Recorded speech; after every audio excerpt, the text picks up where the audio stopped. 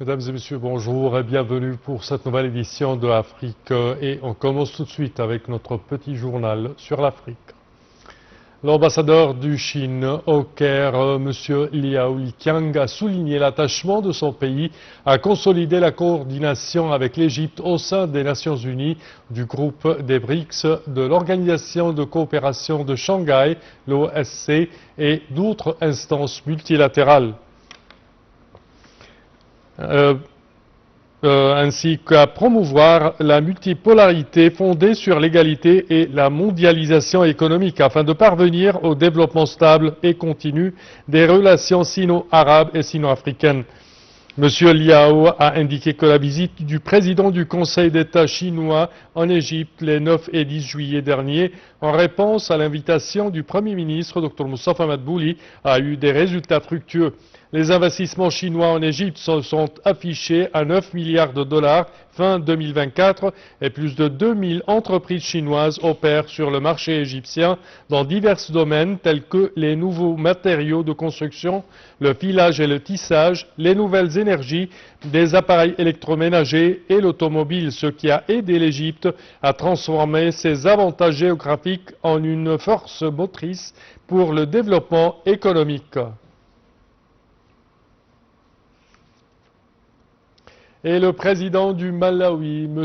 Lazarus Chakwera, a exprimé sa satisfaction quant au développement des relations entre son pays et l'Égypte dans plusieurs domaines, notamment l'agriculture, l'éducation et la santé. Il a également adressé ses remerciements au président Abdel Fattah el-Sisi pour l'accueil chaleureux qui lui a été réservé lors de leurs deux rencontres au cours des 2 dernières années, soulignant l'importance de renforcer le partenariat bilatéral au service du développement africain. Et l'agence nigérienne de presse a annoncé samedi que les inondations au Niger ont causé la mort de 23 personnes, fait 21 blessés et déplacé plus de 42 000 habitants. Selon les autorités locales, 5 855 familles, soit 42 559 personnes, ont été touchées par les inondations, auxquelles s'ajoute l'effondrement de 361 habitations. L'Association nationale des sapeurs-pompiers du Niger a souligné pour sa part la nécessité pour les promoteurs immobiliers de respecter les codes de construction tant dans le choix des matériaux que dans l'application des normes et des mesures de sécurité. Et au Caire, le ministre de la Planification et de la Coopération internationale, Dr Rami Al-Mashat, a reçu l'ambassadeur du Japon et le représentant en chef de la JICA. Une rencontre axée sur le développement des relations économiques, l'exploration de nouveaux domaines de coopération et les préparatifs de la 9e conférence internationale de Tokyo sur le développement à l'Afrique, TICAD 9e version. Pour plus de détails, mesdames et messieurs, voici un commentaire. La ministre de la Planification, du Développement économique et de la Coopération internationale, Dr Rami Al-Mashat, a reçu au Caire l'ambassadeur du Japon en Égypte, son Excellence Fumio Iwai, ainsi que le représentant en chef de l'Agence japonaise de coopération internationale, M. Abessa Wayu. Cette rencontre s'inscrit dans le cadre des préparatifs de la 9e édition de la conférence internationale de Tokyo sur le développement de l'Afrique, la TICAD, prévue du 20 au 22 août. Au début de la réunion, la ministre a salué les relations égypto-japonaises qui s'étendent sur plus de 7 décennies, rappelant qu'elles ont été élevées au rang de partenariat stratégique lors de la visite de l'ancien Premier ministre japonais en Égypte en 2023. Elle a souligné que cette coopération a déjà porté ses fruits dans plusieurs secteurs prioritaires tels que l'éducation, la santé, la recherche scientifique, la transition vers l'économie verte et le développement des infrastructures, en particulier avec la participation du Japon à la construction du Grand Musée égyptien et à la réalisation de la 4e phase du métro du Caire. La rencontre a été l'occasion de discuter des mécanismes innovants pour accroître les investissements du secteur privé grâce à la coopération de la JICA et de la Banque japonaise de développement international. La ministre a insisté sur la nécessité de mobiliser davantage de financements verts et de renforcer les partenariats publics-privés, notamment dans les énergies renouvelables, un domaine où l'Égypte possède une expertise qu'elle souhaite partager avec les pays africains. Dr Al-Mashot a également mis en avant l'importance de la coopération TICAD en tant que plateforme essentielle pour promouvoir la coopération afro-japonaise, renforcer les relations sud-sud et développer des partenariats tripartites favorisant le développement durable sur le continent africain. Elle a précisé que l'Égypte, grâce à son expérience dans la mise en œuvre de projets stratégiques dans les secteurs de l'énergie, de l'eau et de l'alimentation, peut jouer un rôle moteur dans la consolidation de cette coopération. Le Japon demeure aujourd'hui l'un des principaux partenaires asiatiques de l'Égypte, avec un portefeuille de coopération comprenant près de 18 projets de développement en cours, d'une valeur totale de plus de 9 milliards de dollars, couvrant des domaines variés allant des énergies renouvelables au transport, en passant par l'éducation, la santé et l'irrigation. Enfin, la ministre a rappelé sa visite officielle au Japon en décembre dernier, au cours de laquelle un accord de financement des politiques de développement a été signé, visant à encourager les investissements privés, renforcer la diversification économique et promouvoir la croissance verte. Et à présent, pour plus d'explications sur ce sujet, mesdames et messieurs, nous rejoint par téléphone du Nigeria, monsieur Nazif Murtada Adekuln, qui est rédacteur en ligne au service multimédia de la Voix du Nigeria. Bonjour. Bonjour, monsieur. Bonjour, monsieur Nazif. Alors, premièrement, quand on parle du rôle de l'Égypte et que l'Égypte jouait en Afrique grâce à son expertise dans des secteurs stratégiques tels que l'énergie, l'eau et l'alimentation, certainement l'agriculture, afin de soutenir le développement durable du continent africain.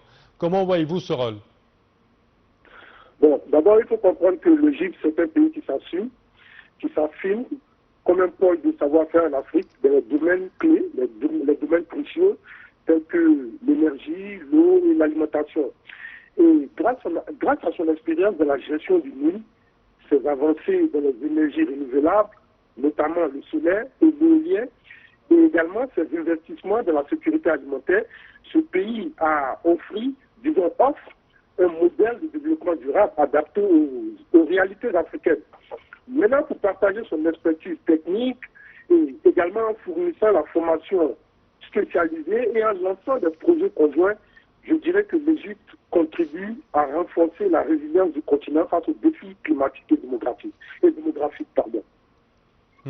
Et selon vous, quel mécanisme innovant l'Égypte propose-t-elle en collaboration avec la JICA et la Banque japonaise de développement et de coopération internationale afin de stimuler les investissements privés et attirer davantage de financement vers le continent africain? Bon, la coopération entre l'Égypte et le Japon à travers cette conférence internationale de Tokyo sur le développement, c'est-à-dire le développement de l'Afrique TICAD, est axé sur un levier majeur pour renforcer les relations sud-sud. L'Égypte fait des passerelles entre l'Afrique et l'Asie, et ce qui facilite la mise en place de partenariats tripartites Égypte, Japon, pays africains. Il faut également comprendre que ces collaborations ont permis de transférer des technologies, d'appuyer la formation des ressources humaines et de financer des projets structurants, ce qui a favorisé ainsi une intégration économique plus équilibrée et une croissance partagée en Afrique. Oui. Quand on parle de valeur ajoutée, alors quelle valeur ajoutée à la participation active de l'Égypte à la TICAD apporte-t-elle au positionnement des pays comme acteurs plutôt clés et partenaires de référence dans le développement africain? Donc, pour parler de la valeur ajoutée, la participation active de l'Égypte, ça va renforcer son positionnement comme un facteur incontournable du développement africain. Et il faut comprendre cela. Et en jouant ce rôle de facilitateur, et de médiateur entre l'Afrique et ses partenaires internationaux, le pays, l'Égypte, je veux dire, gagne en influence diplomatique et économique. Cette présence a permis à l'Égypte également de promouvoir ses priorités nationales, c'est-à-dire sécurité alimentaire, énergie, climat, dans l'agenda continental, tout en consolidant son image de partenaire fiable, capable d'apporter des solutions concrètes et de fédérer des initiatives en faveur d'une Afrique prospère et autonome. C'est ce que je peux dire en ce qui concerne la valeur ajoutée. Parfait. Monsieur Nazif Murtada, avec une rédacteur en ligne au service multimédia de la Voix du Nigeria. Je vous remercie énormément de vos explications. Merci à vous. Chers téléspectateurs, à présent, nous passons à notre commentaire suivant. Alors que Genève négocie un traité mondial pour mettre fin à la pollution plastique, Lagos, la plus grande ville du Nigeria, affronte chaque jour une crise environnementale majeure. Ses 20 millions d'habitants produisent 13 000 tonnes de déchets quotidiennement, dont plus de 2500 tonnes sont du plastique. Pour plus de détails, voici un commentaire. En 2025, le Nigeria continue de mettre en œuvre des mesures pour lutter contre la pollution plastique, notamment à travers une politique visant à éliminer progressivement les déchets plastiques. Cette politique prévoit que les producteurs se tournent vers des alternatives durables et réglemente plus strictement les importations.